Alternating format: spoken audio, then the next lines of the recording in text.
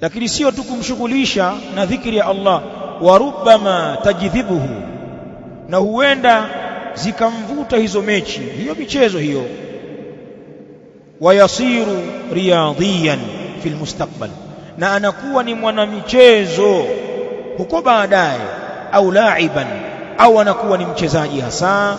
Si alikuwa mshabiki, sasa anaingia kabisa taratibu. Alianza kumshabikia, mnamuona huyo kapotelea, anatajwa ni mwanamichezo mkubwa au laibu mkubwa, anatajwa kwa hilo. Anaendelea shaka, anasema wayatahawalu min al-amal al-jiddi, na anabadilika kutokea kwenye amali ya msisitizo, amali ya maana, wa amali naf'i, kutokea kwenye amali yenye manufaa. Mfano, alikuwa ni talibul ilm, alikuwa ni mtu anasoma ilmu ya kisheria, au alikuwa ni fundi anafanya kazi zake za halali na riziki inapatikana, anasaidia da'wa. Alikuwa ni mtu wa mbele katika vikao vya mambo ya kheri, na akijitoa wakati wake, anaacha mambo haya, anabadilika kuacha kazi hizi, anakwenda kwenye amali ambayo la faidata minhu, haina faida kutokana na amali hiyo, zaidi ya kupewa majina ya kilimwengu, striker, si ndio? Nyota, si kadha. Umepata nini katika dini yako? Maneno haya yatupe funzo sisi Waislamu, la siyama sisi ahlus sunna wal jamaa, na mambo haya yasiyokuwa na faida.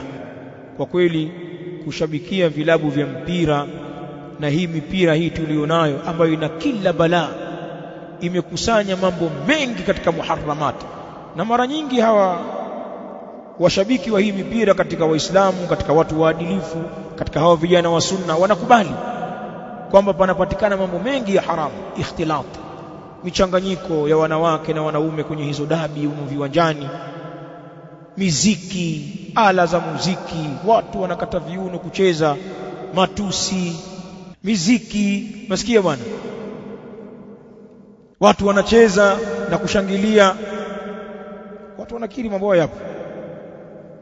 Lakini baadhi ya mashindano wadhamini wake ni watu wa pombe, mengi tu, viwanda na makampuni ya pombe, makampuni ya kamari, ya kubeti, tungeweza kuyataja hapa ili muende mahakamani kwamba tunawaharibia biashara, tungeweza kuyataja, lakini haraka wanapenda hao katuharibia soko, makampuni ya kamari. Na sisi tuna akili, hatuyataji kwa majina, lakini mnayaelewa yapo, na mengine yanaambiwa ni ya Waislamu. Uchi wa hao wachezaji, na ili uonekane ni striker mzuri, ile bukta yako uikunje zaidi, ile jipaja lionekane na yale mamisuli yale. Jamaa anasema sio mchezo, anapaja kama la ng'ombe.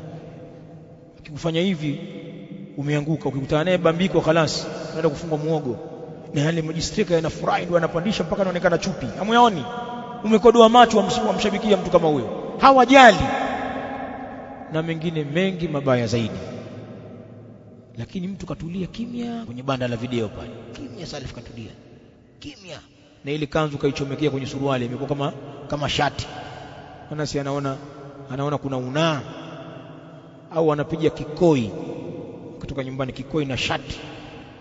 Alafu akifika kule mpirani, kile kikoi anakitoa, anakifanya kama koti, anabakia na kipensi chake kile cha nisfisaki na kishati chake. Ukiangalia kama msela hivi, kama hujamwangalia vizuri, lakini kumbe salafi.